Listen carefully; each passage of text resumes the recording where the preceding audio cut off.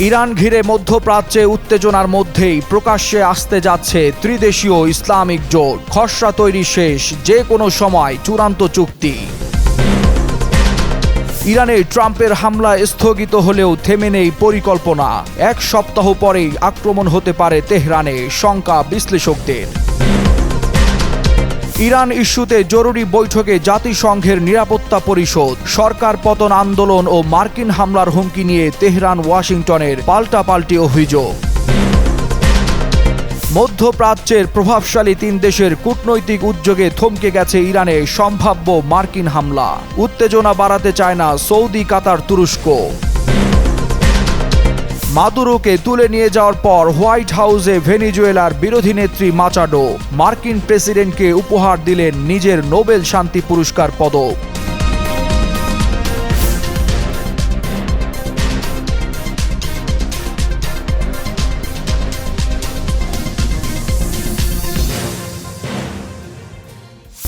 ইরানকে ঘিরে মধ্যপ্রাচ্যে যখন উত্তেজনা চরমে, ঠিক সেই সময়েই আলোচনায় এসেছে তিন প্রভাবশালী মুসলিম দেশের সম্ভাব্য নতুন জোট প্রসঙ্গ।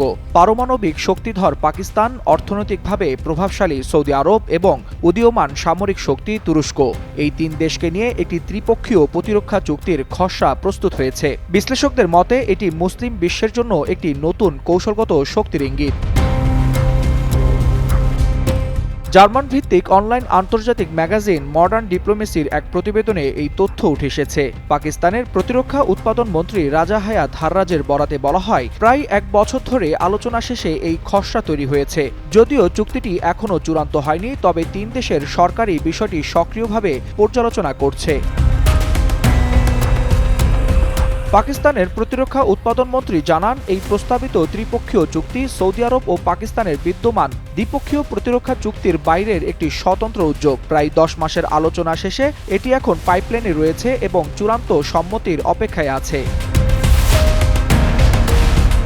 অন্যদিকে তুরস্কের পররাষ্ট্রমন্ত্রী হাকান ফিদান আলোচনার বিষয়টি নিশ্চিত করলেও স্পষ্ট করে বলেছেন, এখনও কোনো আনুষ্ঠানিক চুক্তি সই হয়নি। তার ভাষায়, প্রেসিডেন্ট রিসেপ তাইয়েপ এরদোয়ানের দৃষ্টিভঙ্গি অনুযায়ী একটি অন্তর্ভুক্তিমূলক আঞ্চলিক নিরাপত্তা কাঠামো গড়ে তুলতেই এই আলোচনা চলছে। ফিদান আরও বলেন, আঞ্চলিক অবিশ্বাস কমাতে পারস্পরিক সহযোগিতা জরুরি, না হলে বাইরের শক্তির হস্তক্ষেপ, সন্ত্রাসবাদ ও অস্থিতিশীলতা বাড়তেই থাকবে। বিশ্লেষকদের মতে এই উদ্যোগ মুসলিম সংখ্যাগরিষ্ঠ দেশগুলোর একটি অপশ্চিমা নিরাপত্তা জোট গঠনের পথে বড় অগ্রগতি। ন্যাটোর আদলে মধ্যপ্রাচ্য ও দক্ষিণ এশিয়ায় একটি নতুন নিরাপত্তা কাঠামো গড়ে উঠতে পারে, যা যুক্তরাষ্ট্র ও চীনের প্রভাব বলয়ের বাইরে কাজ করবে। এই সম্ভাব্য জোটের পেছনে রয়েছে তিন দেশের নিজস্ব নিরাপত্তা উদ্বেগ, পাকিস্তানের সঙ্গে ভারতের উত্তেজনা এবং ইরানের সঙ্গে সৌদি আরবের প্রতিদ্বন্দ্বিতা। এর সাথে তুরস্কের কুর্দি ইস্যু ও ন্যাটোর সঙ্গে টানাপোড়েন। চুক্তি চূড়ান্ত হলে যৌথ অস্ত্র উৎপাদন, গোয়েন্দা তথ্য বিনিময় এবং সামরিক সমন্বয় জোরদার করা হতে পারে। সামরিক বিশেষজ্ঞরা মনে করছেন, এই জোট বাস্তবায়িত হলে ইয়েমেন থেকে কাশ্মীর পর্যন্ত বিভিন্ন সংঘাতে শক্তির ভারসাম্যে পরিবর্তন আসতে পারে। একই সঙ্গে এটি মধ্যপ্রাচ্য ও দক্ষিণ এশিয়ার রাজনীতিতে এক নতুন ইসলামিক কৌশলগত অক্ষের আত্মপ্রকাশ ঘটাতে পারে। ওয়ালিউল হাসানাত, যুগান্তর নিউজ। বিক্ষোভে উত্তাল ইরানে যে কোনো সময় হামলা চালাতে পারে যুক্তরাষ্ট্র, এই গুঞ্জন বেশ কয়েকদিন ধরে চলছে জোরে সোরে। এরই মধ্যে হামলার প্রস্তুতিও নিয়ে রেখেছে যুক্তরাষ্ট্র। ইরানে আরেক দফা হামলার ক্ষেত্রে সময় তাদের অনুকূলে রয়েছে বলে মনে করছে ট্রাম্প প্রশাসন। ধীরে ধীরে পরিস্থিতিকে অগ্নিগর্ভ করে তোলার কৌশল নিয়েছেন ডোনাল্ড ট্রাম্প। সঠিক সময়ে দেশটিতে হামলা করার বিষয়ে সিদ্ধান্ত নিচ্ছেন তিনি। লন্ডন থেকে প্রকাশিত মধ্যপ্রাচ্য কেন্দ্রিক সংবাদ মাধ্যম মিডল ইস্ট আইকে এসব তথ্য জানিয়েছেন বর্তমান ও সাবেক মার্কিন কর্মকর্তারা। শীর্ষ নেতৃত্বের কাছে পাঠানো বিশ্লেষণধর্মী ব্রিফিং এর বিষয়ে অবগত ওই কর্মকর্তারা জানান, ট্রাম্প প্রশাসন মনে করে না যে ইসলামিক রিপাবলিকের বিরুদ্ধে চলমান বিক্ষোভ অদূর ভবিষ্যতে দমে যাবে। আমা অথেন্টিক ব্রাজিলিয়ান কফি।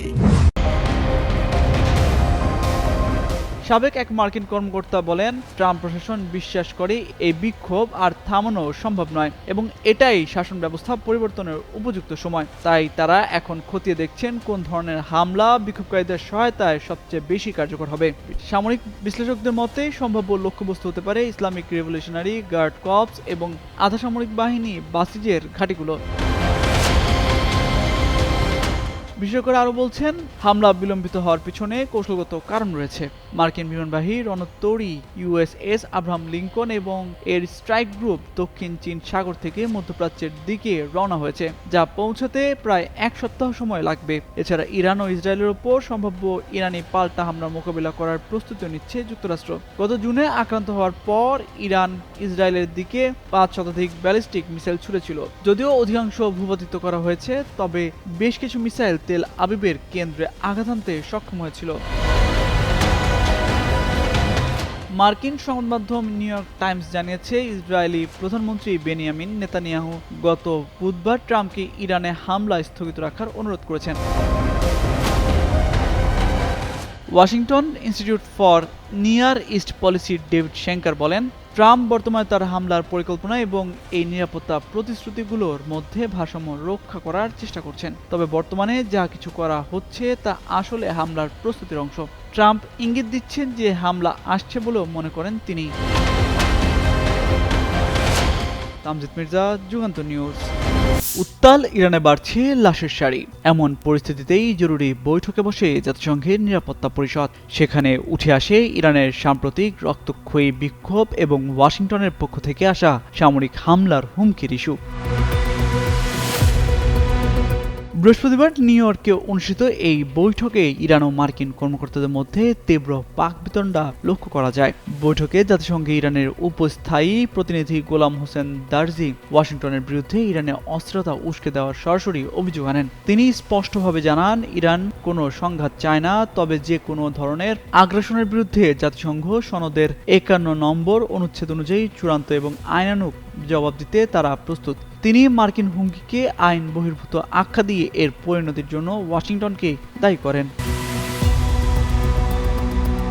অন্যদিকে মার্কিন প্রতিনিধি মাইক ওয়াল্টজ ইরানের বিক্ষোভ দমনের সরকারি কঠোর অবস্থানের তীব্র সমালোচনা করেন। তিনি উল্লেখ করেন, দেশ জুড়ে ইন্টারনেট ব্ল্যাকআউট করে রাখায় সেখানে নিহতের প্রকৃত সংখ্যা যাচাই করা কঠিন হয়ে পড়েছে। ইরানের জনগণ এখন আগের চেয়ে অনেক বেশি মাত্রায় স্বাধীনতার দাবি জানাচ্ছে।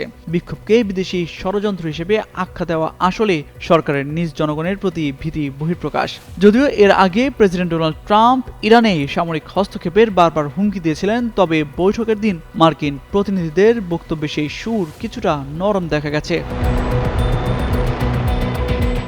জাতিসংঘের সহকারী মহাসচিব মার্থা পবি পরিষদকে জানান, গত বছরের 28 ডিসেম্বর তেহরানের গ্র্যান্ড বাজারে অর্থনৈতিক মন্দা ও মুদ্রাস্ফীতির প্রতিবাদে শুরু হওয়া বিক্ষোভটি দ্রুত দেশব্যাপী গণ অভ্যুত্থানের রূপ নিয়েছে।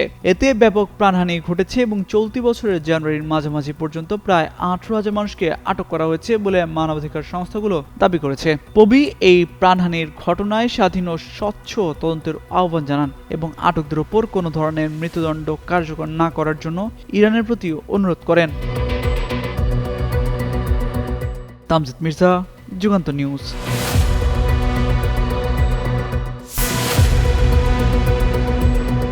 ইরানের বিরুদ্ধে যুক্তরাষ্ট্রের সম্ভাব্য সামরিক হামলা শেষ পর্যন্ত থমকে গেছে মধ্যপ্রাচ্যের 3 প্রভাবশালী দেশের কূটনৈতিক উদ্যোগে। সৌদি আরব, কাতার ও তুরস্ক এই 3 দেশেই উত্তেজনা বাড়াতে অনিচ্ছা প্রকাশ করে হোয়াইট হাউসকে স্পষ্ট বার্তা দিয়েছে, ইরানের বিরুদ্ধে কোনো হামলায় তাদের আকাশসীমা ব্যবহার করতে দেবে না। ইসরায়েলি চ্যানেল 14 জানায়, এই সিদ্ধান্তের ফলে মার্কিন হামলার পরিকল্পনা কার্যত অচল হয়ে পড়ে।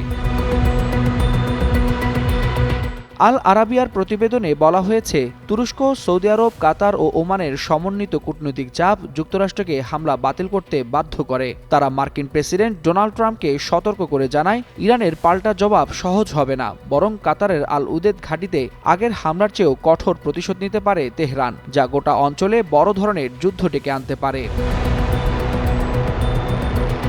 সৌদি আরবের এক সিনিয়র কর্মকর্তা বার্তা সংস্থা এএফপিকে জানিয়েছেন, সৌদি আরব, কাতার ও ওমান ইরানকে একটি সুযোগ দেওয়ার বিষয়ে ট্রাম্পকে রাজি করাতে সক্ষম হয়েছে।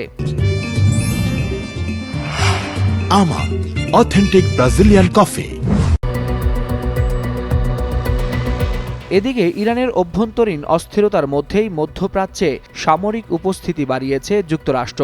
দক্ষিণ চীন সাগর থেকে ইউএসএস আব্রাহাম লিঙ্কন এবং লোহিত সাগরে ইউএসএস রুজভেল্ট মোতায়েন করা হয়েছে। কাতারের আল উইদেদ ঘাঁটিতে পাঠানো হয়েছে KC-135 মডেলের একাধিক ফুয়েল ট্যাঙ্কার বিমান।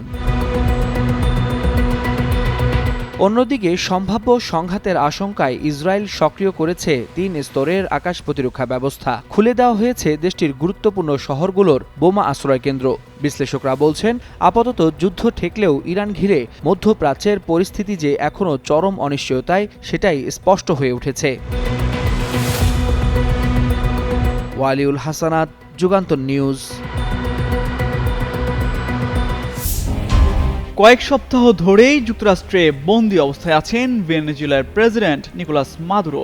এতে ভেনেজুয়েলায় ফিরেছে শান্তি, এমনটাই মনে করেন শান্তিতে নোবেল বিজয়ী মারিয়া করিনা মাচাদো। তাই তো নিজের নোবেল শান্তি পুরস্কার পদক মার্কিন প্রেসিডেন্ট ডোনাল্ড ট্রাম্পকে উপহার দিলেন তিনি। বৃহস্পতিবার দুই নেতার মধ্যে উচ্চ পর্যায়ের এক বৈঠক অনুষ্ঠিত হয়েছে। এই সময় ট্রাম্পের কাছে নিজের নোবেল শান্তি পুরস্কারের পদক উপস্থাপন করেন তিনি।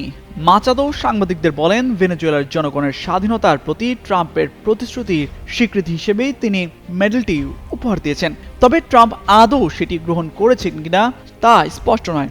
নরওয়ের নোবেল ইনস্টিটিউট আগে জানিয়েছে, নোবেল পুরস্কার হস্তান্তর, ভাগ বা প্রত্যাহার করা যায় না, অর্থাৎ সম্মানটি মাচাদোরই থাকবে। হোয়াইট হাউসের প্রেস সেক্রেটারি ক্যারোলিন লেভিট বলেন, ট্রাম্প এই বৈঠকের অপেক্ষায় ছিলেন, তবে স্বল্প মেয়াদে দেশ পরিচালনার জন্য প্রয়োজনীয় সমর্থন মাচাদোর নেই বলে মনে করেন তিনি। মাচাদো বর্তমানে ভেনেজুয়েলার সরকারের বিভিন্ন পক্ষের সঙ্গে প্রভাব বিস্তারের প্রতিযোগিতায় রয়েছেন।